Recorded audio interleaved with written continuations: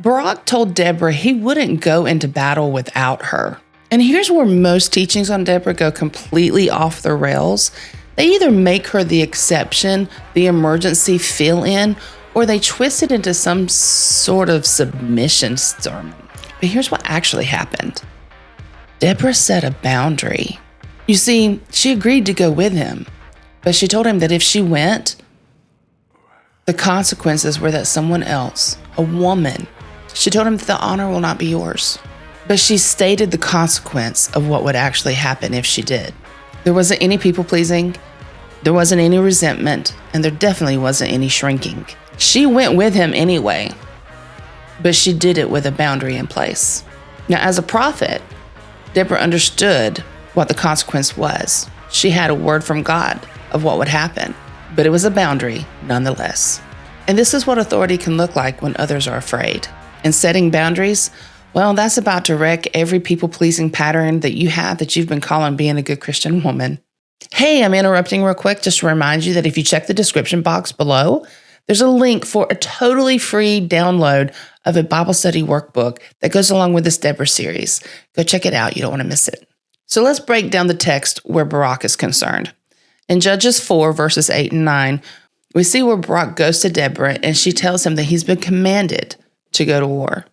But his response is, if you go with me, I'll go. But if you don't go with me, I won't go.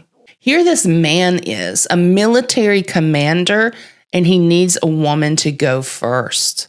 And reality is, it was his own fear that was masquerading around as wisdom. And he was putting responsibility on her in order to validate his obedience. But Deborah's response was interesting. It was very direct. She said, certainly, I will go with you. But then she continued. She said, because of the course you're taking, though. See, here she is, setting a boundary and giving him the consequence. She told him that the honor will not be yours. The honor will not be yours, for the Lord will deliver Sisera into the hands of a woman. She was being very clear. She didn't hedge her words. She didn't make it more palatable. She didn't water it down. She was very clear. She stated the boundary and the consequence, but it was okay if that was his choice. She would still go with him, but she would do so with this boundary, with this condition. But BARAK had a choice. He could go himself. The Lord had already said that he would deliver them unto him, but because of his fear, and he wanted to put the responsibility on Deborah to validate his obedience, he was going to miss out on the victory. But the cool thing is, Deborah did go with him. She followed through without any bitterness or resentment. But here's what Deborah didn't do. See, she didn't people please with BARAK. She didn't say words like, oh, of course, whatever you need. She didn't shrink back and refuse to maintain her boundary. And she didn't resent BARAK for his fear, nor did she shame him into compliance. She didn't make his fear about her worth, and she didn't abandon herself in order to make him comfortable. Deborah went, but she stated the cost, and that's not people-pleasing. That's operating in authority, which brings me to my next point of how we call people-pleasing love. What people-pleasing actually looks like is going without boundaries. Sure, I'll do that while I'm resenting it inside, saying yes just to maintain approval, abandoning your needs in order to meet theirs, not having a consequence stated, just being compliant, all while being bitter. How about refusing to maintain authority with things like, okay, never mind, you're right, or backing down just to avoid conflict, making yourself smaller so that the other person feels comfortable, and abandoning truth in order to preserve the relationship? What about making their fear your worth? Such as, well, if he needs me, then I must not have communicated clearly. Or, well, maybe I should have been more gentle, clear, or fill in the blank. How about taking responsibility for their emotional states or performing to fix their insecurity? Let's talk about resentment without honesty. Shows up like going along, but actually you're seething on the inside. You're complying externally while dying internally. saying yes with your mouth, but no with your heart. And you help, but you hate it.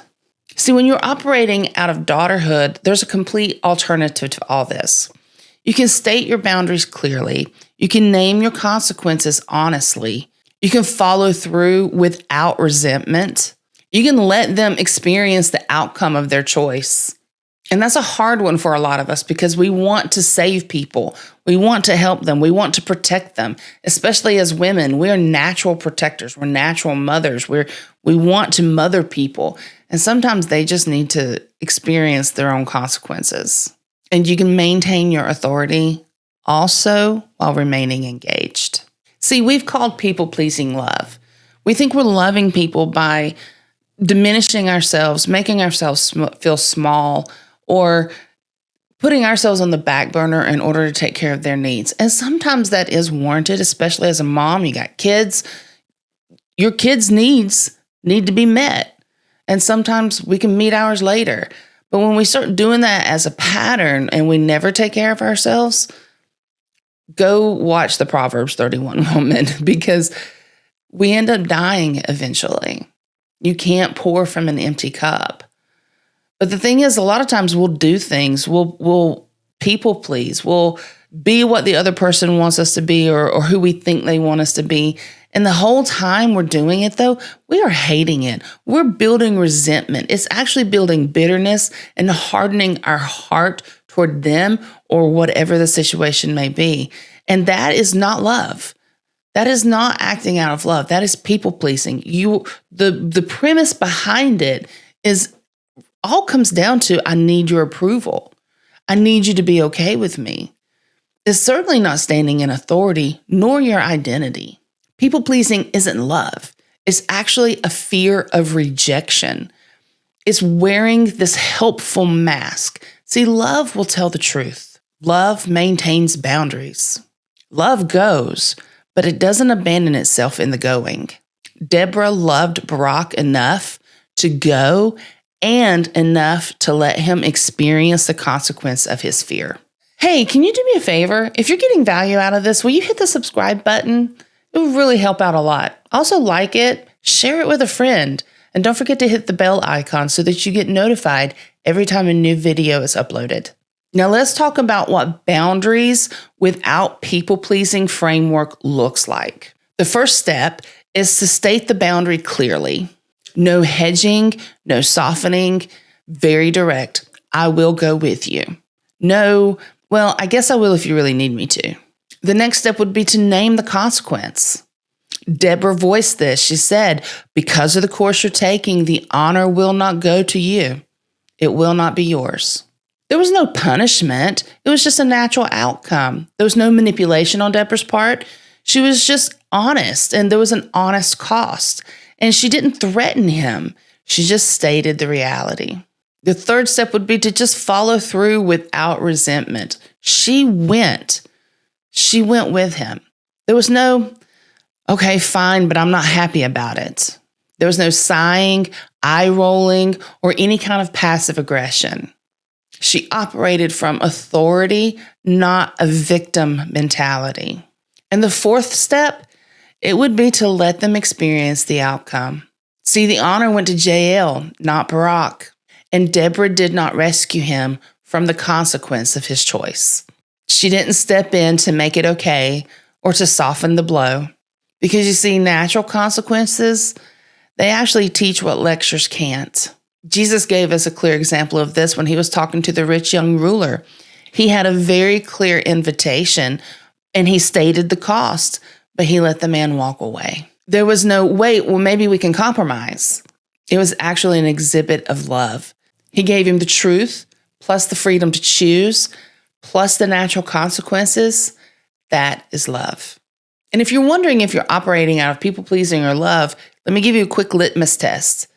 Can you state a boundary, name a consequence, follow through, and let them experience the outcome without resentment, manipulation, or abandoning yourself? That's the difference between people-pleasing and authority.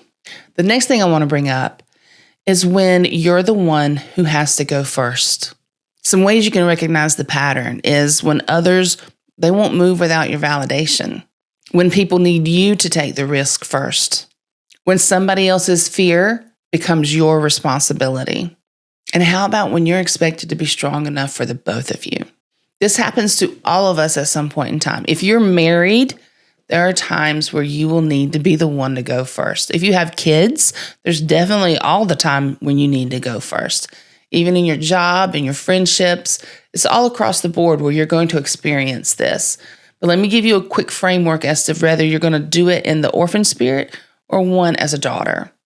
An orphan spirit will do it, but it will resent them for their weakness. An orphan spirit will people please in order to avoid conflict. It'll overfunction in order to compensate, and it will make their fear all about your failure.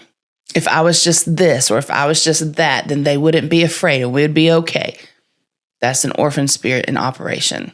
But when you are operating from daughterhood and you're standing in your authority, that looks a lot more like recognizing that it's their fear and recognizing that their fear is not your responsibility. It's maintaining your authority, but not diminishing them in the process. It's stating boundaries clearly and consequences clearly and directly. And here's the thing, even in your own authority, you can still go if you choose. But if you go, you don't abandon yourself in the going. So here's some questions for you to think about. Where are you people pleasing by going without stating any boundaries? Where are you refusing to go because you resent being needed? Where are you abandoning yourself to make someone else more comfortable? And what would it look like to go, but to go with boundaries, consequences, and your authority intact? So here's some tips to help you. When you need to go first, acknowledge the request honestly. I hear that you need me to ... Then state your boundary clearly. I will or I won't.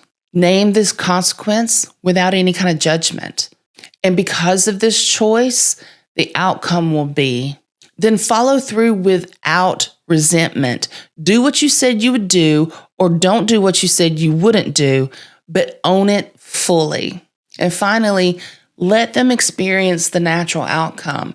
Don't rescue, don't fix them, don't perform. Also, don't lecture, don't preach, don't judge, and don't resent them. But just let it happen. This week, I want you to identify one area in your life where someone's fear is becoming your responsibility. Practice Deborah's response. Clear boundaries, stated consequence, follow through without resentment, letting the outcome teach what your people-pleasing never could. In the next episode, we're going to look at Deborah and Jael. One of my most favorite parts about Deborah's story.